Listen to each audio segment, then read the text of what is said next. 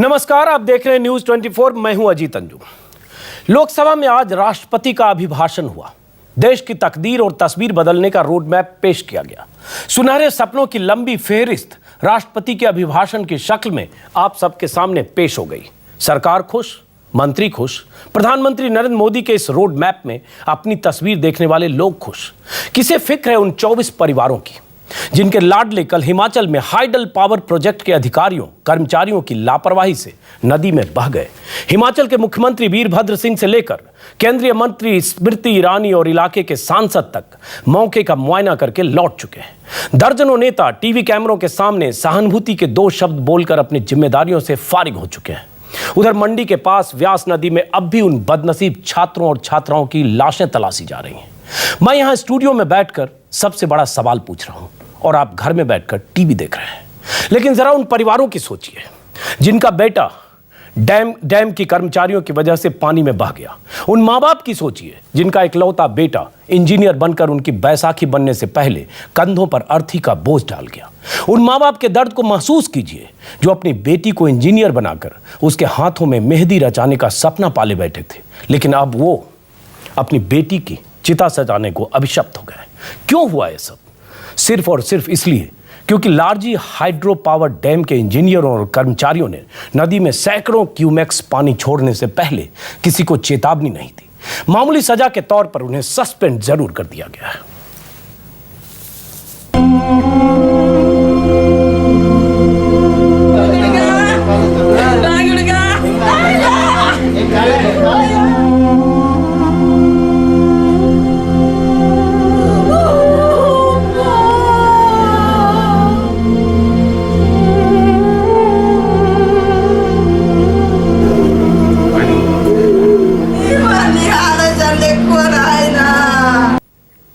हिमाचल प्रदेश में मंडी के पास व्यास नदी की तेज धार में घंटों मशक्कत के बाद कुछ की लाशें मिली हैं, बाकियों का पता नहीं।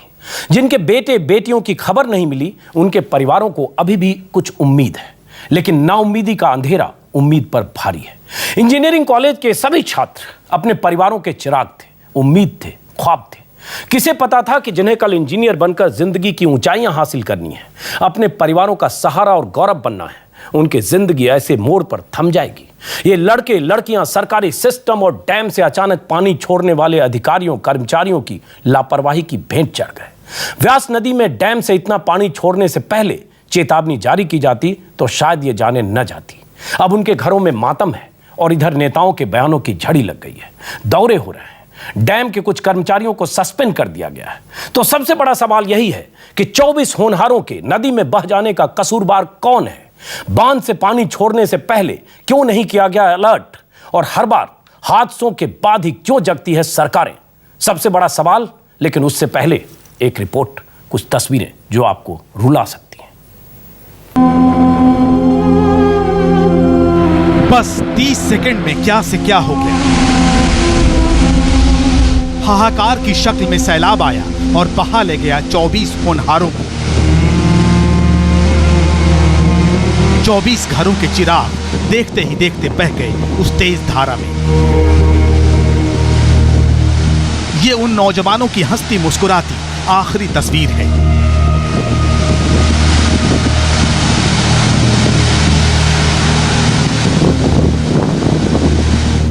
हिमाचल के मंडी में व्यास नदी की तलहटी में उतरे थे हैदराबाद से आए इंजीनियरिंग के ये छात्र। अचानक मंडी के पास लारजी बिजली परियोजना के बांध से पानी छोड़ा गया। नदी का जलस्तर अचानक बढ़ा। 18 लड़के और 6 लड़कियों को अपने साथ बहा ले गए। वक्त इतना भी नहीं था कि वो भाग सके। किनारे पर खड़े दोस्त मजबूर थे अपनी आंखों के सामने सैलाब में बहते दोस्तों की चीखें सुनने को। Worst part is the rescue team जो है वो 3 घंटे तक कोई भी रिस्पॉन्स नहीं था उससे। 24 of us were drowning. We lost our friends in front of our eyes. और अगर ये रिस्पॉन्स टीम समय में रिस्पॉन्ड होता तो शायद करीब 10-15 लोग बच जाते वहाँ पे। और कोई साइन बोर्ड नहीं था वहाँ पे। जब नीचे उतर रहे थे कोई भी साइन बोर्ड नहीं था। बस सवाल सिर्फ एक है, ये दर्दनाक हादसा था या जानलेवा लापरवाही? 3 घंटे बाद मौके पर बचाव दल आया, गोताखोर आए, 5 छात्रों के शव मिले। घरों में मातम है। कहीं दादी दहाड़ मारकर रो रही है, किसी बहन को भाई के लौट आने का इंतजार है, कहीं पिता अपने लाडले के लिए सुबक रहा है, तो कहीं मां कलेजे के टुकड़े को ढूंढ रही है। हम किसकी तस्वीर दिखाएं, किसका हाल सुनाएं? 24 के 24 घरों की यही कहानी है। बेटा कहकर गया था कि जल्दी लौट आएगा, सो मां की आंखें नम हैं, अब भी इंतजार कर रही है, काश दरवाजे पर कोई दस्तक हो जाए और वो लौट आए। 14 को फिर आएंगे। नहीं, कुछ इन्फॉर्मेशन हमको नहीं दिया उन्हें। उम्मीद अभी बाकी है, लेकिन आंसुओं का जिम्मेदार कौन है? बांध से पानी छोड़ने से पहले अलर्ट क्यों नहीं किया गया? हिमाचल के मुख्यमंत्री भी आए मौके के मुआयने का फर्ज अदा करने। पूछा गया कि स्थानीय लोगों ने कहा है हूटर नहीं बजा, तो निहायत ही बेशर्मी से बोले हाकिम कि आरोप लगाने वालों की राजनीतिक विचारधारा जांचनी पड़ेगी। लोकल लोगों का ये कहना है कि हर रोज ये पानी छोड़ते हैं और कभी भी इनका वार्निंग सिस्टम काम नहीं करते, और कभी भी जो इनका हूटर नहीं बजता, सारन को बोलते बजते। ये डिपेंड करता है कि जिस दो लोकल आदमी आपसे बात की उसकी राजनीतिक विचारधारा क्या है। ब्यास नदी में जाने धिक्कार है ऐसी हंसी पर, ऐसे जवाब पर और ऐसी सरकार पर। हिमाचल के बुजुर्ग सुल्तान को जरा भी हिचक नहीं हुई अपने सूबे की लापरवाही के सच को झूठ बताने में। तपाक से बोल दिया अलार्म बजा था, घटना पहली बार हुई ये बताकर खुद को क्लीन चिट दे दी और उल्टे सलाह दे डाली कि छात्रों को नदी में भेजने वाले टीचर्स को सावधान रहना चाहिए था। हूटर बजा था, मगर वहाँ पर सुनाई दिया या नहीं अलग बात है। हूटर बजा था और लोकल लोगों ने भी उनको कहा कि भाई आप दरिया में मत जाइए। ये जो बस के सवारी स्टूडेंट्स थे, उनके साथ जो टीचर्स थे, उनको भी नेसेसरी प्रिकॉशन जो है वो बरतना चाहिए था। फिलहाल मुख्यमंत्री ने सिर्फ इतना किया कि 2 इंजीनियर बर्खास्त हो गए, मजिस्ट्रेट से जांच के आदेश दे दिए गए।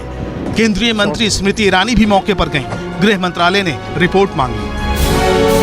ऐसी दिल दहलाने वाली घटनाएं पहले भी हुई, लेकिन सबसे बड़ा सवाल तो यह है कि हादसों के बाद ही क्यों जागती हैं सरकारें? Bureau report, news 24। तो सवाल यही कि हिमाचल में जो कुछ हुआ आपने देखा, तस्वीरें देखी, हमारे पास लिस्ट है, फहरिस्त है 25 छात्रों की, जिसमें से 24 इस दुनिया में हैं या नहीं कहा नहीं जा सकता। 5 लाशें मिल चुकी हैं नदी में बहे। इसमें अनीश है, इसमें अंकुला है, इसमें लक्ष्मी है, इसमें शिवा है, इसमें विष्णु है, इसमें वेंकटा है, इसमें बहुत सारे नाम हैं। ये पता नहीं इस दुनिया में है या नहीं है। हम सब उसकी सलामती की दुआ करेंगे अगर इनमें से कुछ बच कर लौटते हैं। परिवारों में मातम है, नेता वहाँ पहुँच रहे हैं, बयानों की झड़ी लगी है, लेकिन उसके बाद सब अपने अपने घरों में होंगे, नेता भी, और कई बार नेता जो अभिनेता की तरह मौके पर जाते हैं वो भी। दर्द में तो वो परिवार होगा जिसके बच्चे लाडले उस नदी में बहे या उस बहती धार में शिकार हुए। हम इस पर चर्चा करेंगे, समझेंगे उस मानसिकता को कि समाज, सिस्टम, सरकारें और जिनकी जिम्मेदारी है वो अपनी जिम्मेदारी से बचकर भी ऐसे हादसों का इंतजार फिर क्यों करते हैं। हमारे साथ स्टूडियो में है हम अंजलि क्वात्रा, डिजास्टर मैनेजमेंट की एक्सपर्ट हैं, प्रियंका चतुर्वेदी कांग्रेस की प्रवक्ता मुंबई से, संबित पात्रा बीजेपी के प्रवक्ता, और एसएस गुलेरिया हैं, डीआईजी एनडीआरएफ हैं। संबित पात्रा और प्रियंका चतुर्वेदी, हम लोग सबसे बड़ा सवाल में हर रोज बहस करते हैं और काफ़ी हीटेड डिबेट भी होती है और एक दूसरे पर आरोप प्रत्यारोप। आज मुझे लगता है आत्ममंथन का वक्त है प्रियंका और संबित पात्रा, और अपने भीतर झांकने का वक्त है पॉलिटिकल सिस्टम को, सरकार को, और जो लोग जिम्मेदार होते हैं ऐसे हादसों के लिए उनको, और लापरवाहियों के लिए जिम्मेदार अफसरों और अधिकारियों को, कि क्यों होती है ऐसी मौतें और क्यों होते हैं ऐसे हादसे। प्रियंका, जो कुछ हुआ पहले आपसे सुनना चाहूँगा, क्या कुछ मलाल है? लगता है कि बहुत सरकार या सिस्टम या डैम पर जो अधिकारी थे, कर्मचारी थे, उनकी नाकामी है, या सिर्फ मान लें कि ये बच्चे थे वो लापरवाही में गए, तस्वीरें खींचने गए और उसके बाद शिकार हो गए, जैसे कि आपके कुछ अफसर और वहाँ जो नेता जा रहे हैं वो कह रहे हैं। प्रियंका,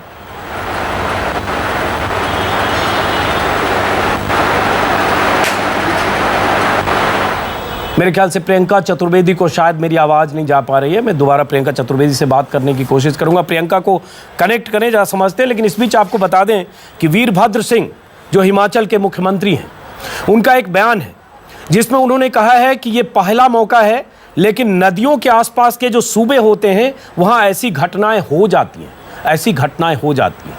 24 बच्चे लाडले पानी में बह गए, मुख्यमंत्री उस सूबे के कहते हैं ऐसी घटनाएं हो जाती हैं। उसके बाद जब उनसे रिपोर्टर ने पूछा कि सर ये लोग बता रहे थे कि हूटर नहीं बजा था, हूटर मतलब जहां डैम है, डैम से कुछ दूरी पर ये बच्चे व्यास नदी में गए थे, डैम से पानी छोड़ा गया, अगर पानी छोड़ा गया उसके पहले सायरन बजना चाहिए था, जगह जगह ऐसी ताकीद के लिए बोर्ड होना चाहिए था ताकि बच्चे उस पानी में नहीं जाते, और बाहर से टूरिस्ट जाते हैं इसके लिए और भी इंतजाम होने चाहिए थे। हूटर नहीं बजने की शिकायत करने पर आदरणीय मुख्यमंत्री वीरभद्र सिंह कहते हैं ये डिपेंड करता है कि उसकी विचारधारा क्या है। शर्म आती है मुख्यमंत्री के इस बयान पर, और निंदा करनी चाहिए मुख्यमंत्री के इस बयान की कि जिस सूबे में 24 बच्चे पानी में ऐसे बह गए, उस सूबे के मुख्यमंत्री जहां डैम की कर्मचारियों की लापरवाही से पानी में सैकड़ों क्यूबिक पानी छोड़ा गया, वहां के मुख्यमंत्री कहते हैं जब सवाल पूछा जाता है हूटर क्यों नहीं बजा, तो विचारधारा, ये डिपेंड करता है किसकी विचारधारा है, और विचारधारा वाले शिकायत कर रहे हैं हूटर नहीं बजा, लेकिन उस जो 24 बच्चे उस पानी में बहे, वहाँ जो मौजूद थे चश्मदीद उन बच्चों के दोस्त, उनका कहना है वहाँ हूटर नहीं बजा, सायरन नहीं बजा। प्रियंका, आपसे सुनना चाहूँगा कि क्या लगता है क्यों हुआ ये हादसा? क्या ये आत्ममंथन चिंतन का वक्त है सरकार को, सिस्टम को? प्रियंका,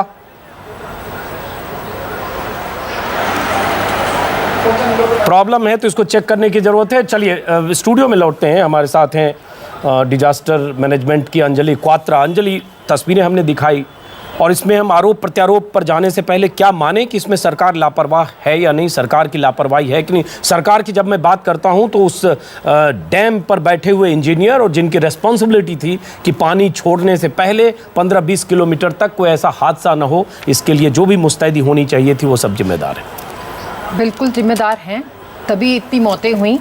और ये पढ़े लिखे बच्चे थे, ऐसे नहीं कहा जा सकता कि ये मूर्खता पूर्व वहाँ चले गए, ना उनको कोई इन्फॉर्मेशन। एक राज्य है टूरिज्म के से इतना कमा रहा है, टूरिस्ट की सेफ्टी के लिए उन्होंने कोई इंतजाम नहीं किया, कोई टूरिस्ट कियोस्क नहीं है उनको बताने के लिए, एक हैंडआउट नहीं दिया जा सकता था कागज़ पे लिख के कि इस तरह से आप नदी के पास नहीं जाइए क्योंकि डैम से पानी रिलीज होता है। दूसरी बात, सबसे बड़ी बात कि हर हाइड्रो इलेक्ट्रिक प्रोजेक्ट और पावर स्टेशन का अपना एक डिजास्टर मैनेजमेंट प्लानिंग होना चाहिए, और उसके तहत सबसे महत्वपूर्ण है कि उसका एक पब्लिक एड्रेस सिस्टम या सायरन होना चाहिए, क्योंकि ये आपदा तो एकदम मानव जनित है। प्राकृतिक आपदा जैसे बाढ़ वगैरह भी। अंजलि, उसमें एक चीज और कि कुल्लू मनाली का जो सड़क है, मैं भी 5-6 बार गया हूँ उस सड़क से, इवन व्यास नदी के किनारे, और व्यास नदी में भी हमने भी बहुत तस्वीरें खिंच पाई हैं। लेकिन सवाल उठता है कि दुनिया भर से लोग वहां आते हैं, देश भर के लोग जाते हैं। आपने अगर सायरन बजाया, जो हमारी पुख्ता जानकारी है कि सायरन की आवाज वहां नहीं पहुंची, हमारे संवाददाता वहां थे, कहा जा रहा है हर जगह बोर्ड होना चाहिए कि आप यहां पानी में न उतरे, लेकिन वहां ऐसा कोई बोर्ड नहीं था। ये आज भी तस्वीरें इसकी गवाह है। तो वहां और भी इंतजाम होने चाहिए कि लोग, मान लो सायरन बजा, किसी को लगे किसी मिल की आवाज है, कैसे समझेगा बाहर से जहां टूरिस्ट जा रहा है? गांव वाले तो समझ जाएंगे, उस सायरन से रिलेट करेंगे, लेकिन बाहरी टूरिस्ट कैसे समझेंगे? मगर जो दिख रहा है सामने, यहाँ पे ना गांव वाले या लोकल बॉडीज भी इन्वॉल्व नहीं दिख रहे हैं। एक प्रॉपर सिस्टम होना चाहिए, एक जिसमें सूचना प्रसारण का, जिसमें हाइड्रो इलेक्ट्रिक प्रोजेक्ट के जो भी इंचार्ज हैं, जो वहाँ पे पर्सनल हैं, और उनका कम्युनिकेशन, जो सूचना जानी चाहिए, स्पेशली जैसे अचानक पानी रिलीज किया, या कोई बाढ़ का पानी को इनफ्लो आ रहा है डैम में, या कोई ब्लॉकेड आ रही है, इसकी इंफॉर्मेशन एकदम लोकल बॉडीज तक जानी चाहिए, जो कि वहाँ की जनता को, और उसके बाद जो सड़क से जो टूरिस्ट जा रहे हैं उनको अलर्ट करिए, और उसके बाद इतनी वहां व्यवस्था होनी चाहिए कि कोई नीचे ना जाए, क्योंकि कोई जानबूझकर मौत के मुंह में नहीं जाएगा। चलिए, हमारे साथ हैं डीआईजी एनडीआरएफ एसएस गुलेरिया साहब। एसएस गुलेरिया साहब, मुझे तो सुनकर, देखकर, तस्वीरें देखकर कहें तो सच कहें रोना आ रहा है। उन परिवारों के बारे में सोच सकते हैं जिन परिवारों के लाडले लड़के, छात्र जो घूमने गए, स्टडी टूर पर गए, पिकनिक पर गए, और जो कुछ भी हुआ सरकारी लापरवाहियों के शिकार हुए। गुलेरिया साहब, आप कैसे देखते हैं इस पूरे हादसे को?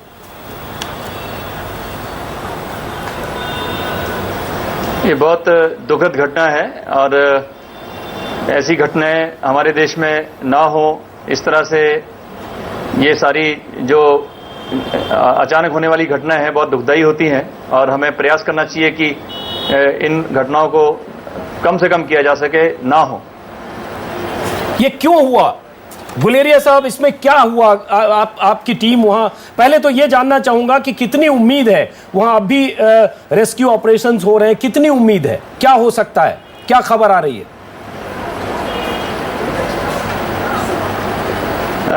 देखिए, उम्मीद तो ये है कि सुबह से हम इस ऑपरेशन में लगे हैं, सर्च एंड रेस्क्यू ऑपरेशन में, और जिस जगह पे ये घटना घटी है वहां से लेकर पंडोर डैम तक पूरे इलाके की हम पूरी छानबीन कर रहे हैं, पानी के बीच में भी और नदी के दोनों किनारे भी हम ये पूरा प्रयास कर रहे हैं कि कोई जिंदगी अगर अभी भी हो, कोई जीवित हो तो उसको बचाया जा सके। लेकिन जिस तरह की परिस्थितियां वहां पे देख रहे हैं और जिस तरह से कल अचानक पानी जो वहां पे आया, उससे उम्मीदें जो हैं वो बहुत कम हैं, लेकिन फिर भी अक्सर जो है कृष्ण में होते हैं, और हम अभी भी इस उम्मीद में हैं कि अगर कोई जीवित हो और हम उसको बचा सकें तो ये अपने आप में बहुत बड़ी बात हो। कि मैं चाहूंगा लगातार दर्शकों को उन युवाओं की तस्वीरें भी दिखाई जाए बीच बीच में, ताकि समझ में आए कि होनहार लड़के जो आंध्र प्रदेश में, जो हैदराबाद के इंजीनियरिंग कॉलेज के छात्र थे, हो सकता है अगले 2 साल 3 साल 5 साल में जिंदगी के उस मुकाम पर होते कि कोई देश का नाम रोशन करता, कोई परिवार का नाम रोशन करता। लेकिन दुर्भाग्य कहिए, सिस्टम की लापरवाही कहिए, इंजीनियर और डैम में जो लोग थे उनकी लापरवाही कहिए, उसका शिकार हुए। प्रियंका चतुर्वेदी, माफ करिए 2 बार आपसे बात करने की कोशिश की। प्रियंका चतुर्वेदी, चूंकि कांग्रेस की प्रवक्ता हैं आप, आपकी सरकार है हिमाचल में, वीरभद्र सिंह का एक बयान मेरे सामने है जिसमें वीरभद्र सिंह ने कहा पहाड़ी राज्य में ऐसी घटनाएं हो जाती है, नदियों का जो राज्य है वहां दुर्घटनाएं होती रहती हैं। ये अलग बात है, यहां थोड़ा बड़े पैमाने पर हो गया। प्रियंका चतुर्वेदी। देखिए, यहाँ पे मैं बस 2-3 चीज़ें कहना चाहूँगी और मुझे समय दीजिएगा बोलने का। चीफ मिनिस्टर ने जो कहा है, उन्होंने 2-3 चीज़ों को समझ कर कहा है। पहले तो एक ये जो टूरिस्ट डेस्टिनेशन है हिमाचल, सब जानते हैं इकोलॉजिकली सेंसिटिव है, वहाँ पे किसी तरह की कोई एरियाज़ हैं जो टूरिस्ट फ्रेंडली नहीं हैं। तो यही जहाँ पे घटना हुई है, अनफॉर्चुनेट घटना हुई है, वो ऐसी जगह पे थे जो कि एक टूरिस्ट साइट नहीं था। दूसरी बात मैं कहूंगी, नहीं प्रियंका, एक मिनट, प्रियंका, ये रास्ते में ये लड़के सड़क से नीचे उतरे। हाँ, पहले हाँ, चलिए वही मैं कह रही हूँ। देखिए, सबसे पहले आपको समझना जरूरी है, वो जहाँ पे उतरे हैं वो कोई टूरिस्ट साइट नहीं है, ना ही विजिटिंग साइट है। तो मैं ये नहीं कह रही कि उनको जिम्मेदारी पहले मैं एक सवाल पूछता हूँ प्रियंका, आप गई हैं मनाली? बनकर एक मिनट प्रियंका, आप कुल्लू मनाली गई हैं? हाँ, मैं बिल्कुल गई हूँ। तो आपको पता है मंडी से लेकर मनाली के रास्ते में व्यास नदी बहती है सड़क के किनारे, और हर जगह जहां भी नीचे नदी है वहां लोग जाते हैं, तस्वीरें खिंचवाते हैं। नदी में लोग, चूंकि नदी में गहराई कम होती है, नदी के किनारे जाते हैं टूरिस्ट। सवाल उठता है कि अगर वहां से कुछ दूर, एक मिनट प्रियंका, सुन लीजिए प्रियंका, अगर वहां से कुछ दूर डैम है और डैम से पानी छोड़ा जाने वाला है, इतना सैकड़ों क्यूसेक पानी, तो सवाल उठता है वहां इंतजाम होने चाहिए कि वहां कोई नीचे जाए तो इस तरह से धार की रफ्तार का शिकार ना हो। प्रियंका, लापरवाही यहाँ है। मुझे हैरत हो रही है कि आज भी आप इसमें कहीं न कहीं कुछ लूप होल्स देख रही हैं जिसकी वजह से ये हो गया। सरकार या जिन्होंने डैम में जो लोग थे वो रेस्पॉन्सिबल नहीं है, इसका मतलब। नहीं अंजुम जी, सबसे पहले मैं ये कहूँगी, जहाँ जहाँ राज्य सरकार की को समझ में आ रहा है, जहाँ जहाँ फॉल्ट्स हैं, मैं कहीं ये नहीं कह रही हूँ या डिफेंड करने की कोशिश कर रही हूँ इस घटना को लेकर कि हम इसमें बिल्कुल ब्लेमलेस हैं। आपको एक बिगर पिक्चर समझने की जरूरत है। मैं मनाली गई हूँ, पर जहाँ जहाँ टूरिस्ट स्पॉट्स हैं वहाँ वहाँ उतरकर फोटो खींची जाती हैं, ना कि अगर रास्ते में मैं चल रही हूँ, मुझे जो स्पॉट समझ में आया वहाँ उतरकर मैंने फोटो खींची। और इसका उल्टा ये है कि जब मर्जी होगा डैम से आप सैकड़ों क्यूसेक पानी छोड़ दीजिएगा। प्रियंका, बिना सायरन के, बिना हूटर के, बिना चेतावनी के सैकड़ों क्यूसेक पानी छोड़ देंगे, वो गलती नहीं है। गलती ये है कि लड़के पानी के पास गए क्यों? हूटर बजा नहीं अंजुम जी, आप मेरे बिल्कुल शब्दों को मिस इंटरप्रेट कर रहे हैं। मैं बहुत स्पेसिफिकली आपको बता रही हूँ, जहाँ स्टेट गवर्नमेंट का फेलियर है, मैं डिफेंड करने की कोशिश नहीं कर रही हूँ। मैं आपको बस दो पहलू समझाने की कोशिश कर रही हूँ। यहाँ पर वार्निंग बेल बजा था, अनफॉर्चुनेटली वो वहाँ पे सुनाई नहीं दिया। तो हो गया ना, सुनाई नहीं दिया ना। एक मिनट प्रियंका, सुनाई नहीं दिया। अगर वहां सुनाई नहीं दिया तो उस बजने का कोई मतलब नहीं है। ये तो नक्कार खाने में तूती की आवाज हो गई कि आपने एक सायरन बजाया, वो सायरन कॉलबेल की रफ्तार से बजा जो वहां घटनास्थल तक नहीं पहुंचा, सायरन की आवाज नहीं पहुंची। अंजुम जी, मैं बहुत स्पष्ट तरीके से आपको बार बार कह रही हूँ, जो इसमें गलत पाई जाएंगे उन पे एक्शन लिया जाएगा। मैं आपको बार बार यही दोहराऊंगी कि मैं यहाँ पे किसी को डिफेंड करने की कोशिश नहीं कर रही हूँ, पर आपको पूरी सिचुएशन समझना जरूरी है। मैं बस वही कोशिश प्रियंका, कर रही हूँ। दुर्भाग्य ये है कि जो नेता हैं और सरकार में जो लोग होते हैं, सत्ता चलाते हैं, वो सिचुएशन नहीं समझते हैं, जिंदगियों की कीमत नहीं समझते। प्रियंका, आपने 3 वह कर्मचारियों को सस्पेंड कर दिया आज इतना मीडिया हाइप के बाद। 1 मिनट प्रियंका, मैं आपसे एक सवाल पूछना चाह रही हूँ। मेरे सवाल का पहले जवाब दे दीजिए। मुझे बोलने दीजिए। पहले मेरे सवाल का जवाब दीजिए प्रियंका, पहले मेरे सवाल का जवाब दीजिए। पर पहले आप मुझे बोलने का मौका दीजिए। इस सवाल का जवाब सुन लीजिए, उसके बाद सवाल सुन लीजिए। उसके बाद 3 कर्मचारियों को सस्पेंड कर देने से, जिन्होंने सैकड़ों क्यूसेक या क्यूमेक्स, जो उससे ज्यादा बड़ा पैमाना होता है, 450 क्यूमेक्स पानी छोड़ा, उनमें से 3 कर्मचारियों को जब ये मौतें हुई सस्पेंड कर दिया गया। मैं पूछता हूं, अगर ये 24 जाने गई, जिसके परिवार और रिश्तेदार में सैकड़ों लोग आज छाती पीट कर रो रहे हैं, मातम मना रहे हैं, देखा नहीं जा रहा है, क्या ये सब वापस लौट जाएंगे? देखिए अंजुम जी, ये दुखद घटना में मैं यही कहूँगी, उनकी ज़िंदगी वापस नहीं आ सकती है। और मैं कहीं भी ये कहने की नहीं कोशिश करें ये 3 इंजीनियर्स पे एक्शन लेकर हमारी जिम्मेदारी ख़त्म हो गई है। मैं आपको बार बार एक चीज़ दोहराने की कोशिश कर रही हूँ और रिपीट करने की कोशिश कर रही हूँ और समझाने की कोशिश कर रही हूँ, जहाँ जहाँ फाइनल रिपोर्ट में गलतियाँ पाई जाएंगी वहाँ वहाँ पे एक्शन लिया जाएगा। वो स्टेट गवर्नमेंट कमिटेड है।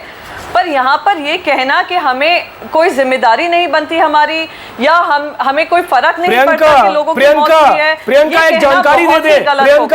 प्रियंका, जो हमारे पास जानकारी है, 6 से 7 महीने से वह हूटर खराब है, उसकी आवाज नहीं आती है। अगर है तो साइलेंट मोड पर है, जो सिर्फ उस डैम में जो लोग बैठे हैं उन्हीं को आवाज सुनाई देती है। और दूसरी बात प्रियंका, सबसे बड़ी बात, मुख्यमंत्री वीरभद्र सिंह मौके का मुआयना करते वक्त जब उनसे कोई पूछता है कि सर बताया जा रहा है कि हूटर नहीं बजा था, तो वीरभद्र सिंह कहते हैं ये डिपेंड करता है कि उसकी विचारधारा क्या है। अब ये बताइए कि सवाल पूछने वाला जो पूछता है कि हूटर नहीं बजा, मुख्यमंत्री कहते हैं अब विचारधारा पर निर्भर करता है सुनने वाले का।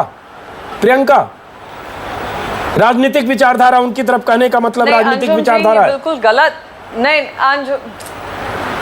अंजुम जी, ये आपके सोर्सेज रिपोर्ट कर रहे होंगे कि हूटर नहीं बजा। मेरे पास फैक्ट रिपोर्ट है, जो प्रिलिमिनरी रिपोर्ट आई है उसमें क्लियरली है कि हूटर बजा था। आपने खुद अभी कहा प्रियंका कि वहां तक आवाज नहीं गई, जहां पे आपने खुद कहा वहां तक आवाज नहीं गई, तो मैं वही बोल रही हूँ। हाँ, तो बजने का क्या मतलब है? हादसा जहाँ पे हुआ है वो करीब नहीं 1 मिनट, वो करीब 3-4 किलोमीटर दूरी पे हुआ है। हाँ। तो हूटर अगर बजा है और उनको सुनाई नहीं दिया है, या आप ये नहीं कह सकते कि हूटर खराब है 6 महीने से। अरे हमारे पास जानकारी हूटर खराब है, और अगर हूटर इस स्थिति में है कि उसके बजने न बजने का कोई फर्क नहीं है, खिंचवाने के लिए नहीं उतरी है। चलिए संबित पात्रा, वो देखिए, मैं आपको स्टेट गवर्नमेंट की रिपोर्ट बता सकती हूँ। चलिए बता दीजिए, आपके जो बता दीजिए। उस रिपोर्ट से 24 जाने नहीं लौटेंगी प्रियंका, उससे 24 जाने नहीं लौटेगी उस लापरवाही से। और वीरभद्र सिंह अगर ये कहते हैं, अंजुम जी, इस तरीके का डिबेट करने से भी जाने नहीं लौटने वाली। आप इस तरह के डिबेट करने से हम एक्सपोज करना चाहते हैं वीरभद्र सिंह जैसे मुख्यमंत्री को। माफ करिए प्रियंका,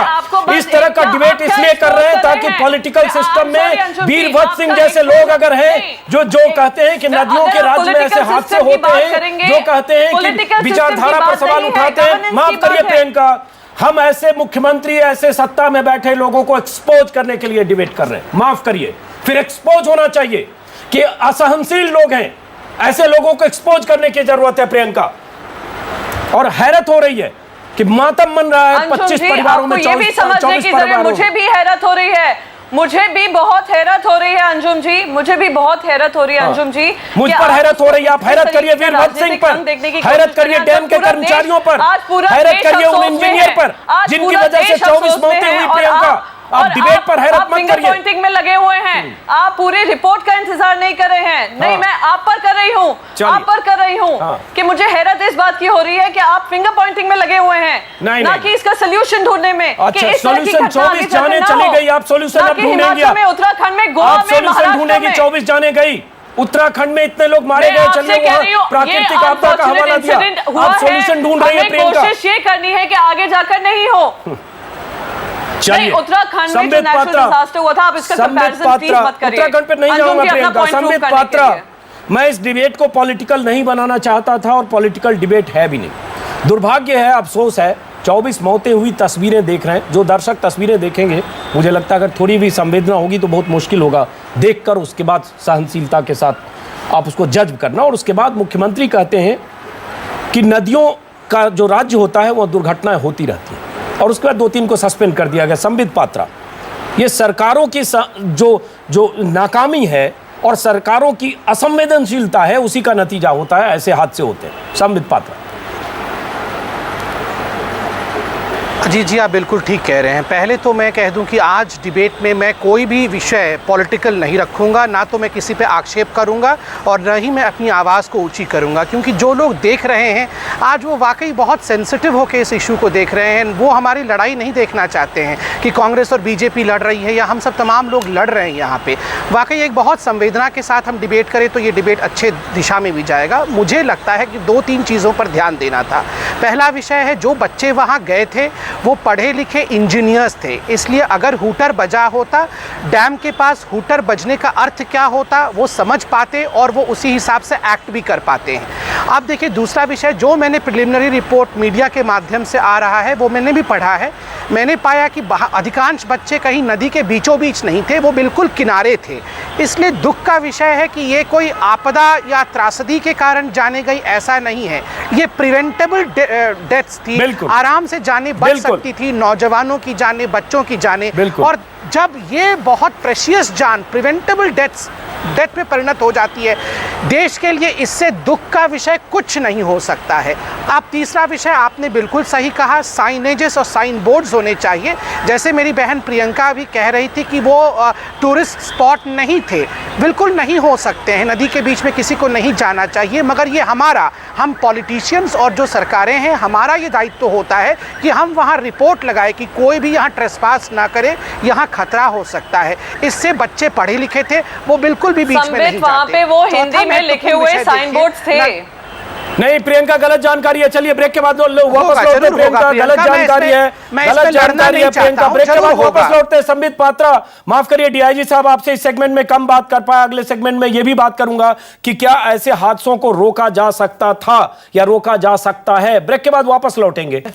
आज शोक का दिन है, मातम का दिन है। देश के 24 होनहार इंजीनियर बनते छात्र, हैदराबाद के एक इंजीनियरिंग कॉलेज के छात्र स्टडी टूर पर निकले थे। हालांकि उनके साथ 52 छात्र छात्राओं का एक दल था, स्टडी टूर के लिए गया था। अलग अलग शहरों से होता हुआ ये दल कुल्लू मनाली जा रहा था। मंडी के पास हादसा हुआ। ये भी बता दें, ये छात्र अमृतसर जाने वाले थे, लेकिन जब पता चला कि स्वर्ण मंदिर में कुछ वहाँ हंगामा झगड़ा बवाल हुआ तो इन्होंने इरादा बदला और उसके बाद कुल्लू मनाली जा रहे थे। पिकनिक स्टडी टूर दोनों एक तरह से साथ था।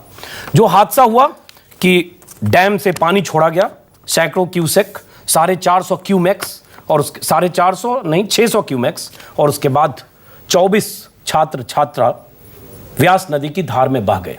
5 की लाशें मिली है, बाकियों का पता नहीं। एनडीआरएफ के जो डीआईजी हैं वो कह रहे हैं बहुत मुश्किल है बचना। कहा गया कि वहां हूटर नहीं बजा, सायरन नहीं बजा, जिससे उन छात्रों को पता नहीं चला कि पानी छोड़ा जाने वाला है। लेकिन कांग्रेस नेता वीरभद्र सिंह और प्रियंका चतुर्वेदी जो हमारे साथ डिबेट में, वो कह रही हैं हूटर बजा, हूटर की आवाज वहां तक नहीं पहुंची। तो पहला सवाल कि वो हूटर कैसा था जो बजा और उसकी आवाज 3-4 किलोमीटर तक नहीं पहुंची, और अगर हूटर की आवाज नहीं पहुंची तो उस हूटर के बजने का क्या मतलब। लेकिन जो हमारे वहां जानने वाले कुछ रिपोर्टर ने, हमारे संवाददाताओं ने वहां जो बात की, वहां जो स्थानीय लोग हैं वो कहते हैं 6-7 महीने से हूटर खराब है। जरा सुनते हैं वहां के स्थानीय लोग क्या कहते हैं, उसके बाद फिर समझेंगे कि क्या इस हादसे को रोका जा सकता था। विशाल जी, क्या कहना है आपका कि जिस तरह शोर मच रहा है कि चेतावनी नहीं दी गई और सायरन बजाना एक प्रोसीजर होता है, आपका क्या कहना है? जी, मैंने यहाँ इस इलाके में काफी समय काम किया। जो प्रोजेक्ट का काम चल रहा था तब हमने किसानों को लामबंद किया था, यहाँ पे मजदूरों को लामबंद किया था, यहाँ के मांगों को लेकर के, मुद्दों को लेकर के। और उसके साथ साथ हमारी मांगे थी कि जब ये प्रोजेक्ट पूरा हो जाएगा तो उसके बाद भी यहाँ के लोगों के जो हक हकूक है उनको मिलने चाहिए। उसी संदर्भ में जब आज मैंने उन लोगों से बातचीत की, किसानों से, किसानों के प्रतिनिधियों से, उन्होंने मुझे बताया कि 7-8 महीने से ये जो सायरन बाजार में है वो बंद पड़ा है, और यहाँ जो बाजार में सायरन है उसका जो साइज वो भी छोटा है, और वो जो है सफिशिएंट नहीं है यहाँ पे चेतावनी देने के लिए। सुना आपने प्रियंका कि 2 बातें हैं कि जो बड़ा सायरन है वो बंद पड़ा है, कोई सायरन है छोटा है वो सफिशिएंट नहीं है चेतावनी देने के लिए। प्रियंका चतुर्वेदी। देखिए, मैं बार बार वही दोहराऊंगी, जो मेरे सामने रिपोर्ट है मैं वही कहूँगी, और मैं इसमें बार बार कुछ प्रूव करने की आप कोशिश कर रहे हैं, मैं उसमें ट्रैप में होने वाली नहीं हूँ। बहुत दुखद घटना हुई है, लोगों की जाने गई हैं। हमारे रिपोर्ट के हिसाब से हूटर बजा था, मैं कुछ प्रूव करना चाह रहा हूँ प्रियंका, बहुत अफसोस के साथ मैं कह रहा हूँ, आप गलत इल्जाम मुझ पर लगा रही हैं। 24 छात्र छात्राओं की मौत हुई है, हम सिर्फ मातम मना रहे हैं, हम शोक मना रहे हैं, और हम चाहते हैं कि वीरभद्र सिंह जो वहां के मुख्यमंत्री हैं वो शोकमग्न हो और अफसोस जताएं, और उसके बाद ऐसे हादसे न हो, कम से कम जुबान पर ताला बंद करें, ऐसे बयान न दें कि नदियों के किनारे सूबे में ऐसे हादसे होते रहते हैं। प्रियंका। अंजुम जी, मैं फिर से दोहराऊंगी और बहुत स्पष्ट तरीके से दोहराऊंगी। हमारे पास जो रिपोर्ट है उस हिसाब से हूटर बजा था। अनफॉर्चुनेटली वहां पर तक नहीं पहुंची थी आवाज। हो सकता है वहां पे गलतियां हुई हों, जिसका करेक्टिव मेजर लेना स्टेट गवर्नमेंट की जिम्मेदारी बनती है, और हम बिल्कुल उस पर एक्शन लेंगे। उनकी जो मौत हुई है वो अनफॉर्चुनेटली जो गए हैं वो वापस लौट कर नहीं आ सकते हैं, पर हम बिल्कुल उनकी मेमोरी में ये कोशिश कर सकते हैं कि आने वाले समय में ऐसी घटना फिर से ना। चलिए प्रियंका, मैं आ रहा हूं संबित पात्रा, लेकिन उससे पहले डीआईजी की जिम्मेदारी बनती है, हम एक्सेप्ट करते हैं। एनडीआरएफ की बहुत अहम भूमिका होती है ऐसे मामलों में। डीआईजी साहब, आपने भी वहां जगह देखी, आपकी टीम वहां काम कर रही है लगातार, क्या वहां ऐसे हादसों को रोके जाने के लिए क्या ऐसी चीज होनी चाहिए जो वहां नहीं थी? क्योंकि जो लोग रेस्क्यू ऑपरेशन के लिए आए बहुत देर से आए, और जो हमारे पास जानकारी है 5-6 छात्र तो सिर्फ इसलिए डूब गए क्योंकि कुछ लड़कियां डूब रही थी, उनको बचाने के लिए जो गए वो बेचारे डूब गए। हो सकता है कुछ लोग बच गए हों, लेकिन जो बचाने गए वही डूब गए। तो क्या ऐसा होता जिससे ऐसे हादसे ना होते? डीआईजी साहब। देखिए, ये जो प्रश्न आपने किया है ये अपने आप में पूरा इन्वेस्टिगेशन का विषय है, और इसके ऊपर मैं कोई टिप्पणी नहीं कर सकता क्योंकि तथ्य मेरे सामने मौजूद नहीं है जी। मैं तो सिर्फ इस बात के ऊपर आपका ध्यान मैं दिलाना चाहता हूं कि एनडीआरएफ की टीम का कार्य डिजास्टर रिस्पांस का है, और जो टास्क हमें मिला है उसमें हम पूरी मेहनत से कार्य कर रहे हैं, और कोशिश करेंगे कि जल्द से जल्द हम वहां पर जो मिसिंग छात्राएं जो हैं उनको हम निकालें, ढूंढ निकालें। ये प्रयास हमारा जारी है। जहां तक इस तरह की घटनाएं ना हो उसके लिए मैं सिर्फ यही कहना चाहूंगा कि disaster preparedness, disaster prevention, mitigation, disaster response, ये सारी चीजें डिजास्टर मैनेजमेंट प्लानिंग का हिस्सा है, और बढ़िया डिजास्टर प्लान जो है हमारे देश में जगह जगह बनने चाहिए, उनकी रिहर्सल होनी चाहिए, उनकी मॉक एक्सरसाइजेज होनी चाहिए। एक कल्चर ऑफ सेफ्टी जो है वो हमारे देशवासियों में, हमारे बच्चों में, हमारे स्कूल्स में हर एक जगह आए, ताकि इस तरह की घटनाएं हमारे देश में ना हो, और इसके ऊपर हमें ध्यान देना चाहिए। चलिए, एनडीआरएफ के डीआईजी साहब बोल रहे हैं। संबित पात्रा, आप कुछ कहना चाह रहे हैं? संबित, आ रहा हूं उसके बाद आपके पास, तुरंत आ रहा हूं आपके पास। संबित पात्रा।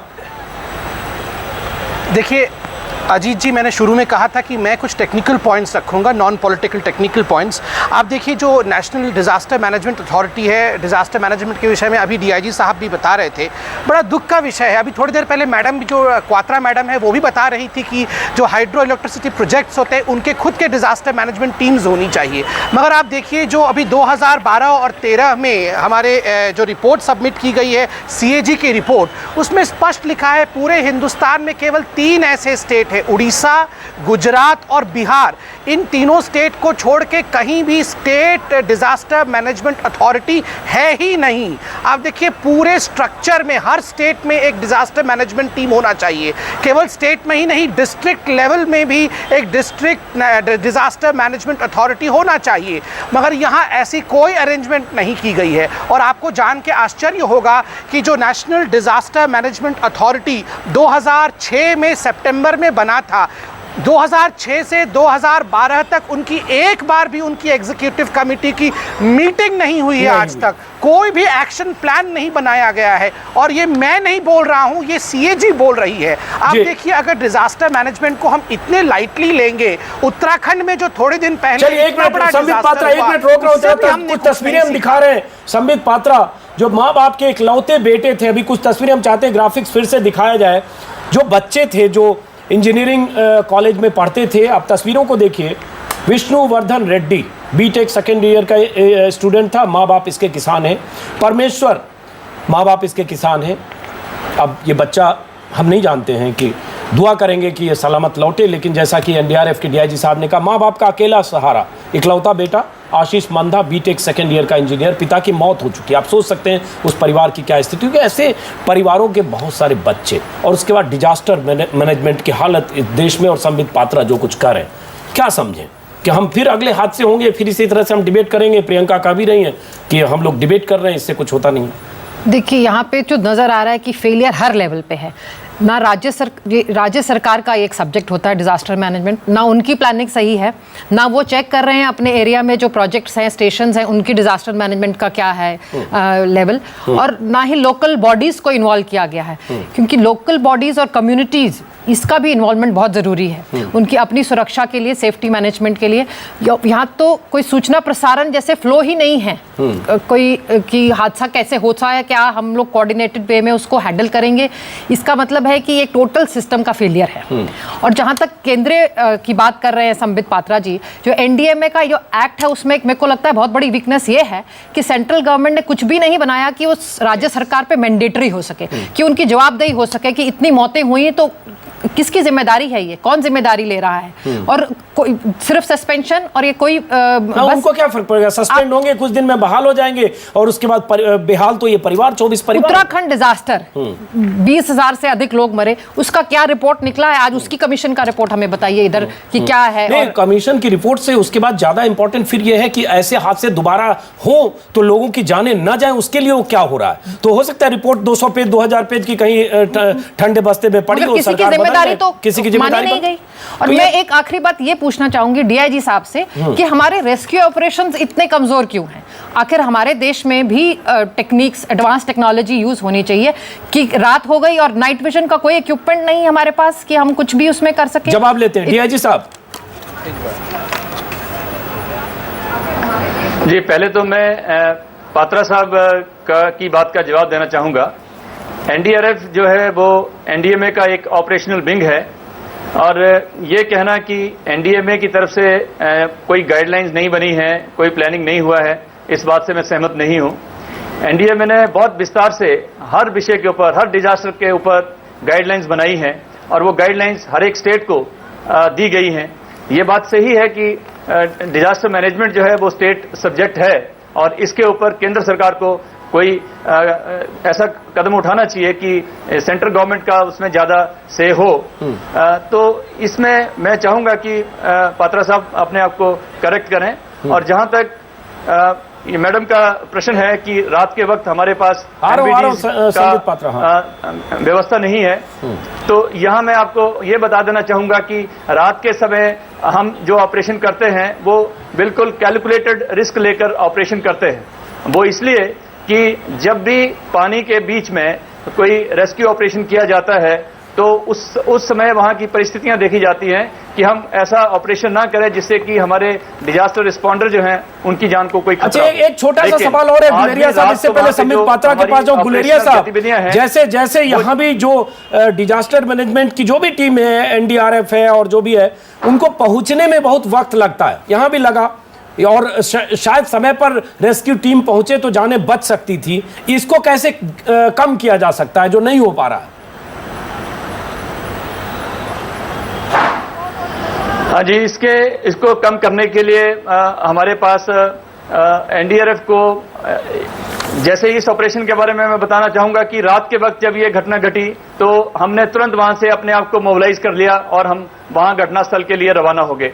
रात के वक्त हेलीकॉप्टर्स जो हैं उनकी सेवाएं नहीं ली जा सकती थी, क्योंकि रात को टीम को वहां से उठा के वहां ले जाना और बहुत ज्यादा सामान, बड़ा भारी सामान होता है, और हमने ये उचित समझा कि रात को बाई रोड जो है मूवमेंट किया जाए और सुबह जाकर जितना जल्द हो सके हम ऑपरेशन शुरू कर सकें। लेकिन हाँ, ये बात मैं कहना चाहूंगा कि आने वाले समय में कुछ ऑपरेशंस ऐसे भी होते हैं कि अगर उसमें एनडीआरएफ को बाई एयर जो है लिफ्ट किया जाए और वहां पे पहुंचा दिया जाए तो हम ऑपरेशन जो है और सही तरीके से, कारगर तरीके से और टाइमली कर सकते हैं। चलिए गुलेरिया साहब, एक 30 सेकंड में जवाब चाहिए कि जहां ये घटना हुई है, जहां अभी तक डेड बॉडी, अभी तक जो जानकारी है उसके मुताबिक कितनी डेड बॉडी निकल चुकी है? शायद 5।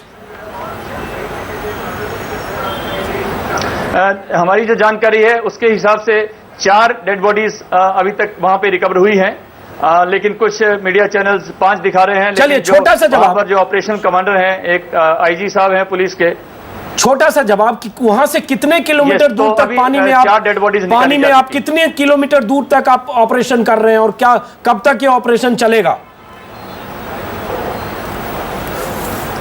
ये 20 किलोमीटर का स्ट्रेच है जो जहां पर ये घटना घटी है, और पंडोर डैम तक का जो इलाका है उस सारे के सारे एरिया को हमारी 2 टीम्स, एक अप स्ट्रीम और एक डाउन स्ट्रीम जो है पूरा ऑपरेशन में लगी हुई है, और हम कोशिश कर रहे हैं कि जल्द से जल्द हम उस इलाके को क्लियर करें। लेकिन क्योंकि पानी की स्थितियां ऐसी हैं, नदी ऐसी है, तो इसमें अगर जो डूबे हुए हैं छात्र छात्रा हैं उनके शव जो है वो निकालने में समस्या आ रही है, क्योंकि पानी ऐसा है, पानी का कलर ऐसा है, डीप डाइवर्स बीच में जाते हैं तो करंट ज्यादा है और पानी बहुत मैला रंग का पानी है, तो ये इस तरह की समस्या आ रही है। चलिए रात के वक्त भी हम दोनों तरफ नदी के पेट्रोलिंग करेंगे और ऐसी कोई जी गुलेरिया साहब, देखिए ये भी एक दुर्भाग्य होगा कि हो सकता है बॉडी भी न मिल पाए, जो एक हिंदू रीति रिवाज में होता है अंतिम संस्कार।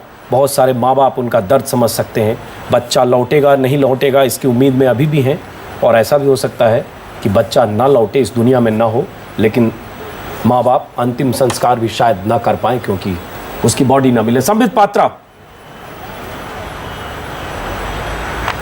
वैसे पहली बात तो है मैं गुलेरिया साहब को सैल्यूट करूंगा, क्योंकि देखिए जो लोग दूसरों की जान बचाने का प्रयास करते हैं वो बहुत बड़ा काम होता है। मगर उन्होंने मुझे कहा कि मैं अपने आप को करेक्ट करूं, मैं फैक्ट्स लेके आया हूं। गुलेरिया साहब, मैं सीएजी के रिपोर्ट आपके सामने पढ़ता हूं, एक पैराग्राफ है, the performance of NDMA in terms of project implementation has been abysmal, मतलब बहुत खराब। So far no major project taken by NDMA had seen completion. It was noticed that NDMA selected projects without proper ground work and as a result either the projects were abandoned midway or were incomplete after a considerable period. CAG report says. चलिए हो गया, छोटा सा जवाब 30 second, कोई इल्जाम हो गया। संबित पात्रा, इतना डीआईजी साहब कोई जवाब देना चाहेंगे आप इसका? उसके बाद जरा मैं प्रियंका चतुर्वेदी के पास जाऊंगा। डीआईजी साहब, मैं तो ये कहना चाहूंगा कि एनडीआरएफ जो है वो अपने कर्तव्यों के प्रति पूरी तरह से सचेत है और हम पूरी ड्यूटी अपनी बढ़िया से कर रहे हैं। एनडीएमए की तरफ से जो डायरेक्शन मिलती है उसको हम प्रॉपर तरीके से ग्राउंड पर कार्रवाई करते हैं। शुक्रिया। प्रियंका चतुर्वेदी, मैं फिर एक सवाल पूछना चाहूंगा, क्या आपकी बात हुई है हिमाचल सरकार से? और जो कुछ हुआ ठीक है, 3 वहाँ के जो कर्मचारी हैं, इंजीनियर हैं, उनको सस्पेंड कर दिया गया, लेकिन वहाँ हादसे पहले भी ऐसे हादसे हुए हैं कहा जाता है, जो खबरें हैं उसके मुताबिक, और आगे भी हादसे होंगे। तो हम कैसे माने कि अब के बाद से हादसे नहीं होंगे? इसके लिए क्या लगता है अगले 1 महीने 2 महीने में सरकार कर लेगी? इनकी जाने तो वापस लौट नहीं सकती। वीरभद्र सिंह कह भी चुके हैं कि नदियों के किनारे के राज्य में होता रहता है, कह गए। उसके बाद शानदार शिमला के अपने पैलेसियल सीएम हाउस में अभी हो सकता है शाम का कहवा और कॉफी पी रहे होंगे वीरभद्र सिंह। अंजुम जी, मुझे जवाब देने दीजिएगा। आपको डिस्क्रिप्शन में पढ़ने की जरूरत नहीं है जी। मैं आपको बहुत स्पष्ट तरीके से बता दूं कि सीएम साहब ने बहुत क्लियरली ये कहा था कि ऐसी घटनाएं हुई हैं जहां पे 2-4 लोगों की मौत हुई है, पर इस तरीके की बिग इंसिडेंट जो आज हमने देखा है वो नहीं हुआ है।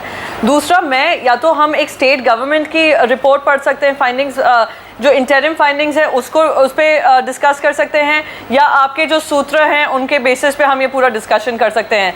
जो फैक्ट्स मेरे सामने हैं, रिपोर्ट मेरे सामने है, मैं उसके बारे में बात कर रही हूँ। तीसरी बात मैं कहूँगी कि बहुत ही नेगेटिव सोच होगी कि आने वाले समय में भी सेम घटनाएं वापस घटित हों।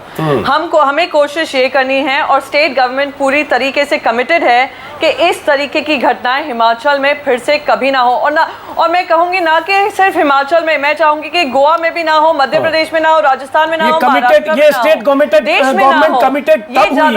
कमिटेड तब हुई जब ये 24 जाने गई। प्रियंका चतुर्वेदी, ब्रेक का वक्त है, ब्रेक के बाद वापस लौटते हैं इसी सवाल के साथ कि 24 जाने अगर जाती है, मैं फिर कह रहा हूं, सलामती की दुआ कीजिए कि उनमें से कुछ बच्चे, कुछ छात्र छात्राएं वापस लौटें, लेकिन अगर नहीं लौट पाते हैं, ऊपर वाले के हाथ में अगर नहीं लौट पाते हैं, तो गुनाहगार कौन और गुनाहगार को क्या सजा के तौर पर सिर्फ 3 अधिकारियों को, इंजीनियरों को सिर्फ सस्पेंड किया जाएगा? ब्रेक के बाद आपका स्वागत है। हिमाचल में मंडी के पास 18 लड़के और 6 लड़कियां स्टडी टूर के लिए जा रही थी कुल्लू मनाली। सड़क के किनारे व्यास नदी में उतरी, कुछ तस्वीरें खिंचवाने लगे छात्र छात्राएं, और उसके बाद उसी बीच डैम से पानी छोड़ा गया, सैकड़ों क्यूसेक पानी, और उस पानी की धार में, रफ्तार में छात्र छात्राएं पानी में समा गए। 4 से 5 लाशें मिली है, बाकियों का पता नहीं। जो एनडीआरएफ के डीआईजी हैं वो कह रहे हैं उम्मीद कम है, परिवारों में मातम है। और वीरभद्र सिंह जो सूबे के चीफ मिनिस्टर हैं वो कहते हैं पहाड़ी राज्यों में, नदियों का जो राज्य होता है वहां दुर्घटनाएं होती रहती हैं। प्रियंका चतुर्वेदी, एक छोटा सा सवाल क्योंकि वक्त कम है, आखिर जिम्मेदारी किसकी? और जो जिम्मेदार लोग हैं, मान लें कि 3 सस्पेंड हो गए, बस काम खत्म हो गया, अकाउंटेबिलिटी तय हो गई सिर्फ उन 3 पर। देखिए, मैं फिर से दोहराऊंगी, अकाउंटेबिलिटी उन पे नहीं ख़त्म हुई है। और मैंने आपको शुरू में भी कहा था, प्रिलिमिनरी रिपोर्ट फाइंडिंग्स के हिसाब से 3 इंजीनियर्स की गलती मानी गई है, उनको सस्पेंड किया गया है। आगे आने वाले समय में फाइनल रिपोर्ट जैसे ही आएगी, जो जिम्मेदार पाए जाएंगे उन पे एक्शन लिया जाएगा। क्या मंत्री पर भी एक्शन लिया जाएगा? जो मंत्री हैं, जो ऊर्जा मंत्री हैं, जिनके अंडर हाइडल पावर प्रोजेक्ट आता है, मंत्री की जिम्मेदारी होगी, मंत्री की। मैं किसी, अंजुम जी, आप मुझसे कोई भी सवाल इस समय पे पूछेंगे, ऐसे सवाल मैं जवाब नहीं दे पाऊंगी। मैं बहुत स्पष्ट तरीके से आपसे कह चुकी हूँ, रिपोर्ट इंक्वायरी बिठाई गई है, रिपोर्ट फाइंडिंग्स जो भी होगी, एक्शन उसके हिसाब से लिया जाएगा। चलिए मैडम क्वात्रा, आपने सुना पूरी बात, लेकिन जिस ढंग से डिजास्टर मैनेजमेंट होता है, जो तैयारियां होती हैं, और ऐसे पहाड़ी रास्ते में अगर होता है, क्या हम उन तैयारियों में भी तो नाकाम हैं कि वक्त पर हम रेस्क्यू ऑपरेशन नहीं भेज पाते हैं? और स्टेट के पास भी कुछ नहीं है। हाइडल पावर प्रोजेक्ट जहां है, जहां पानी छोड़ा गया, वहां भी इसका इंतजाम होना चाहिए था। बिल्कुल। डीएम एक्ट के तहत स्टेट की अपनी स्टेट डिजास्टर रिस्पांस फोर्स होनी चाहिए, कहाँ है वो? और उसके साथ में जो ये हाइडल प्रोजेक्ट है, इसका अपना लाइफ सेविंग ना इक्विपमेंट हमें नज़र आ रहा है, ना कोई सिस्टम नज़र आ रहा है। तो सबसे बड़ी बात तो है कि पूरा सिस्टम फेलियर है। अब जहाँ एनडीआरएफ का है, उसका बहुत प्रशंसा की जा सकती है कि वो पहुंच जाते हैं, इस आपदा को भी पहुंचे हैं वो एकदम जितना जल्दी वो कर सकते थे। मगर मैं फिर भी कहूँगी कि टेक्निक्स जो है आज जो दुनिया भर में अवेलेबल हैं, इतनी एडवांस टेक्नोलॉजी है, ओपन वाटर रेस्क्यू ऑपरेशंस जो जिस तरह से होते हैं, सर्च रेस्क्यू ऑपरेशंस, उसमें हमारा देश अभी भी बहुत पीछे है। चलिए, वक्त कम है, अंजलि क्वात्रा, हमें रोकना पड़ेगा। Priyanka Chaturvedi, SS Guleria, DIG NDRF, Sambit Patra, आप सभी मेहमानों का बहुत बहुत शुक्रिया। हम कार्यक्रम को यहीं खत्म करते हैं। आपको फिर बता दें, 24 छात्र छात्राएं जो आंध्र प्रदेश से स्टडी टूर के लिए निकले थे और इंजीनियरिंग के छात्र थे, उनमें 18 लड़के, 6 लड़कियां लापता हैं। 5 की लाशें मिल चुकी हैं, बाकियों का पता नहीं। परिवारों में मातम है। और सूबे के मुख्यमंत्री वीरभद्र सिंह ने कहा है कि नदियों के किनारे जो राज्य होते हैं, वहाँ ऐसी घटनाएं हो जाती हैं। जब उनसे पूछा गया कि यहाँ कहा जा रहा हूटर और सायरन नहीं बजे, तो उन्होंने कहा ये जो सवाल पूछ रहे हैं उनकी विचारधारा का सवाल है। ऐसे मुख्यमंत्री जिस सूबे में हो, वहाँ ऐसी घटनाएं वाकई होती रहेंगी। और वीरभद्र सिंह हो सकता है शिमला में शानदार आलीशान बंगले में इस वक्त शाम की कॉफी पी रहे होंगे, चैनल देख रहे होंगे। उन्हें पता नहीं कि 24 परिवारों में कितना मातम होगा। अगर पता होता सियासत में सत्ता के शीर्ष पर बैठे लोगों को, तो शायद यह हादसा नहीं होता। धन्यवाद।